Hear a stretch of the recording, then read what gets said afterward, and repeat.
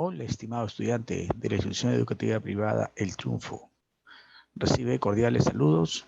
Te saluda el profesor Mario Ojeda Rodríguez, profesor para el curso de Historia de cuarto año de secundaria. Bien, antes de empezar nuestra sesión de aprendizaje, quiero recordarte, como siempre, la importancia de seguir manteniendo la práctica de las medidas de bioseguridad para afrontar esta pandemia de la COVID-19 con la variante Delta Plus que aún está presente en nuestra región, nuestro país. No olvidar la utilización de doble mascarilla, en especial KN95, la utilización del protector facial si es que sales a la calle y siempre llevar consigo la presencia de tu alcohol en spray o en gel para la desinfección constante de manos, rostro, cabello o ropa. Es muy importante cumplir con estas medidas de bioseguridad, ya que nos mantendrán sanos y salvos y alejados del virus. Además, evitar salir de manera innecesaria y si lo haces, por favor, mantén siempre un distanciamiento social, que es lo más importante. No te acerques en grupos mayoritarios de gente a 2 metros aproximadamente, porque es donde se encuentra mayormente la carga viral que podría afectar a todos nuestra salud y a los familiares. Juntos podremos ganar esta batalla y juntos podremos salir hasta que puedan ser vacunados todos en general. Bien, esta semana vamos a trabajar un repaso con respecto a lo que es el curso de historia.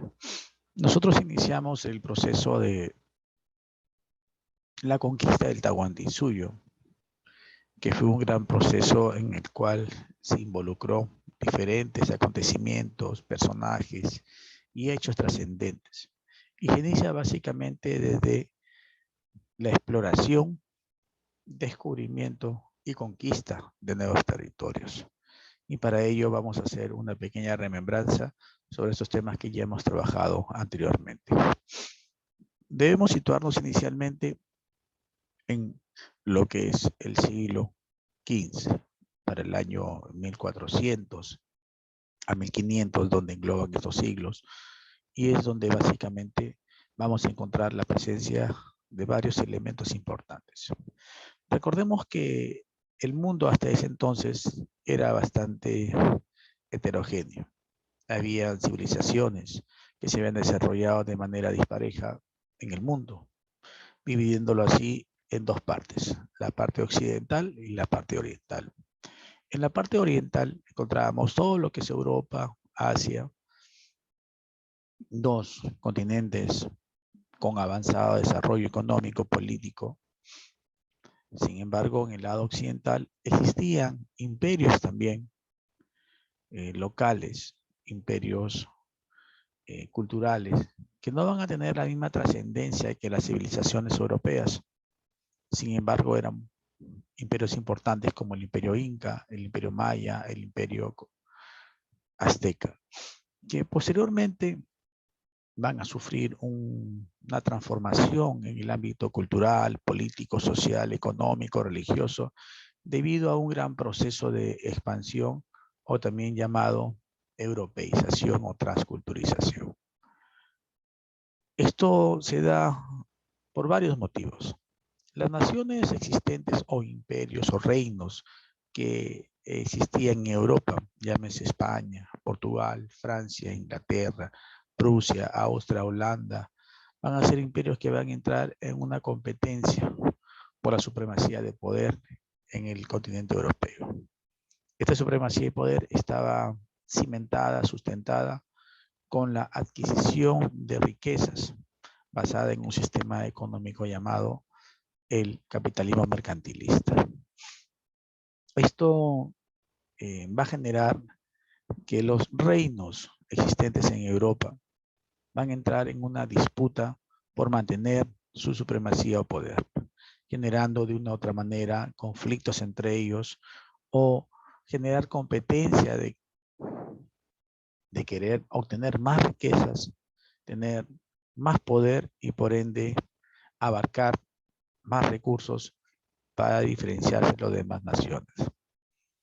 Otro elemento importante era la disputa ideológica o la fe religiosa que existía entre dos continentes, entre Europa y Asia. La presencia del islamismo musulmán en Asia contra la presencia del catolicismo cristianismo en Europa, que de una u otra manera van a entrar en una lucha o guerra religiosa, afectando directamente las buenas relaciones existentes entre Europa y Asia. Recordemos que había un centro o nexo comercial muy importante entre estos ambos territorios de Europa y Asia, que era la ciudad de Constantinopla. Y Constantinopla lamentablemente va a ser tomada, va a ser posicionada, asaltada por los turcos otomanos maometanos en el año de 1453. Esto es siglo XV, generando uno de los motivos principales por los cuales Europa tenía que buscar nuevos territorios para encontrar los recursos que ellos requerían diariamente, que eran recursos que se utilizaban para mantener los alimentos, la conservación de alimentos, las medicinas, especies aromáticas como el clavo, la canela, la pimienta, el comino, la sal, entre otros más, sedas preciosas, joyas que se comercializaban intensamente entre Asia y Europa. Al cerrarse el pase entre estos dos grandes continentes, Europa va a tener que buscar, va a tener que salir de su contexto territorial para buscar nuevos territorios. Pero había de una u otra manera muchos impedimentos que podían o que hacían de que estas naciones europeas no tuvieran esa facilidad de poder arribar a nuevos territorios. Había una utopía sobre el pensamiento de que la Tierra era cuadrada, y había ese pensamiento utópico de que detrás del horizonte del mar se encontraban bestias enormes que devoraban embarcaciones y tripulantes. Y era básicamente porque no se tenía un conocimiento muy amplio con respecto a lo que era la cartografía, que posteriormente va a surgir debido a la presencia de aportes científicos e inventos científicos realizados en la parte de Asia y que posteriormente van a insertarse en Europa. Y en Europa también algunos científicos van a crear algunos instrumentos importantes que van a permitir el avance de esta ciencia. Algunos aportes científicos o inventos científicos creados, por ejemplo, va a ser la brújula, el astrolabio, la ballestía, la pólvora, la imprenta, el papel, las carabelas, que eran embarcaciones a viento, las nao, embarcaciones más pequeñas a viento, y que posteriormente van a romper ese, digamos, misticismo, la creencia de la Tierra cuadrada.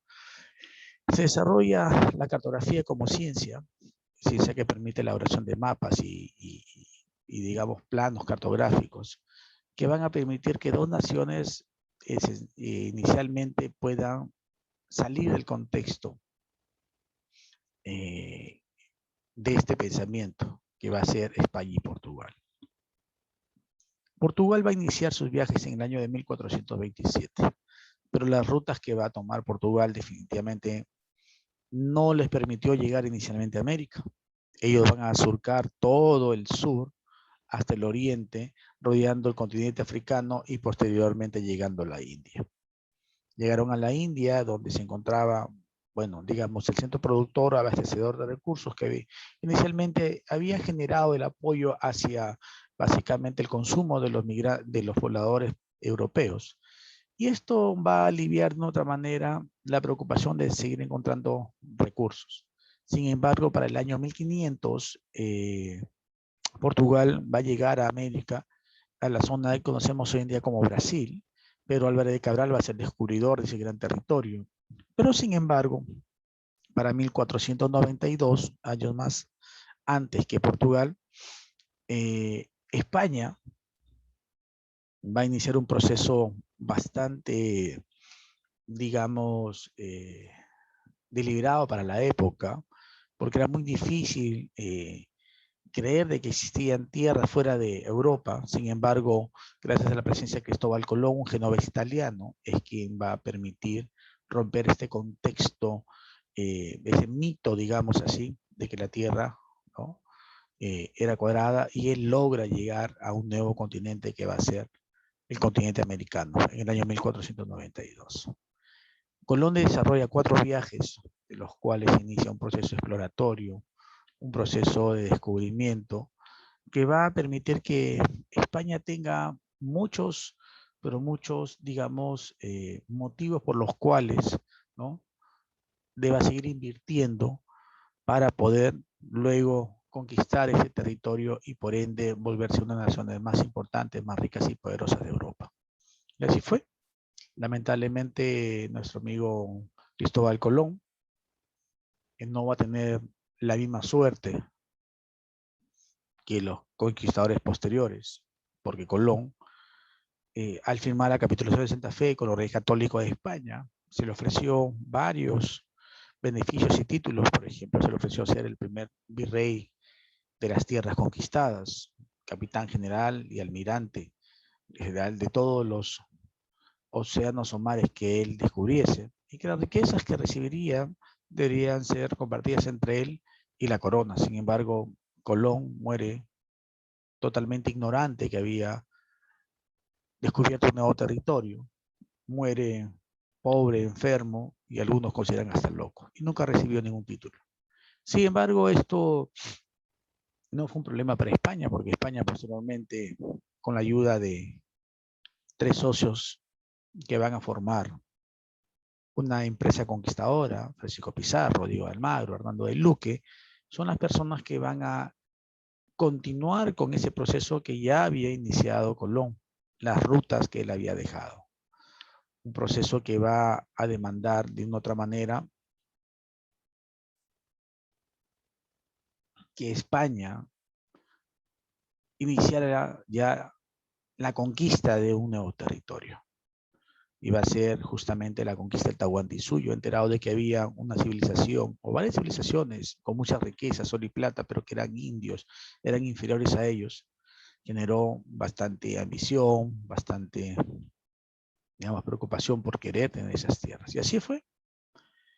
Francisco Pizarro, Diego Almagro y Hernando de Luque, 3 socios, autorizados por la corona española, van a llegar a América en el año 1532, y ahí es donde ellos van a empezar ese proceso. Un proceso que vence desde Tumbes, van a avanzar hasta Cajamarca, donde se encontraba uno de los incas de ese entonces, que era el líder, que era Atahualpa, un inca muy poderoso, muy respetado, y que lamentablemente, por la confianza de poder que él tenía en sí, es que va a ser conquistado fácilmente por un pequeño grupo de españoles. Consideraba dentro de su pensamiento de que él era un semidios, una persona que tenía muchos poderes, una persona que era intocable porque en sus tierras era totalmente respetado.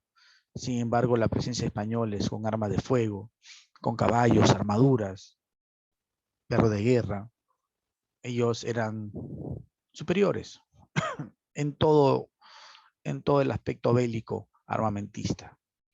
Sin embargo, Atahualpa, confiado de ello, bueno, decidió enfrentarlos, y es donde se empieza el proceso de lo que es la conquista y el proceso también de la evangelización en el Perú.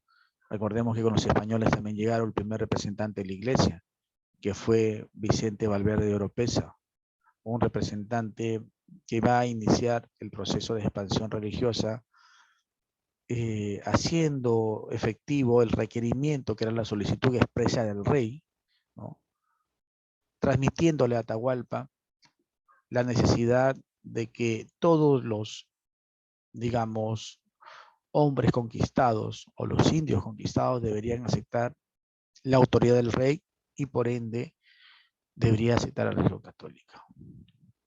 Atahualpa nunca lo aceptó porque consideraron que eran falsos dioses, y él fue capturado en una cárcel llamada la Maruguasi, donde Pizarro trató de ganarse su confianza por mucho tiempo, con la intención de que le dijera dónde estaba la ciudad de oro, las riquezas. Y Atahualpa, también muy astuto, ganarse la confianza de Pizarro para darle riquezas y que permitiera, digamos así, su rescate o libertad. Ofreció 2 cuartos de plata y 1 de oro a Atahualpa. Cumplió con su promesa. Sin embargo, Pizarro no quiso reconocerlo y acusó a Atahualpa de haber cometido muchos delitos, desde incesto, poligamia, hereje, blasfemio y asesino. Y esto generó que fuera sentenciado con la pena del garrote, una pena que es básicamente centrada en lo que es el estrangulamiento, generando de una u otra manera la muerte de Atahualpa y el problema de seguir dominando estos territorios por parte de los españoles, nombrando a 2 incas sucesores, el primero Topatlhualpa o Toparpa, que cuando iba a ser presentado a los ansa de los líderes cusqueños fue asesinado en el camino por generales atahualpistas, lo envenenaron. Y luego Manco Inca, que posteriormente se va a sublevar contra los españoles, pero lamentablemente su sublevación va a ser mitigada por el poder español y esto va a traer consigo que los españoles empiecen a ejercer un sistema de poder totalmente abusivo, un sistema de poder totalmente hostil contra los pobres indios. Tanto así que la ambición conllevó a que entre socios, Almagro y Pizarro, terminen enfrentándose militarmente, dándose las famosas guerras civiles entre los encomenderos y asesinándose entre ellos.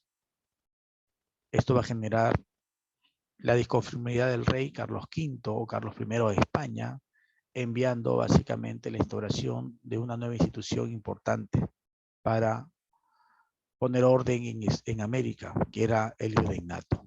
El virreinato que de una u otra manera es un sistema de instalación de instituciones españolas para hacer respetar el poder del rey. Y de ahí es donde empieza un nuevo episodio.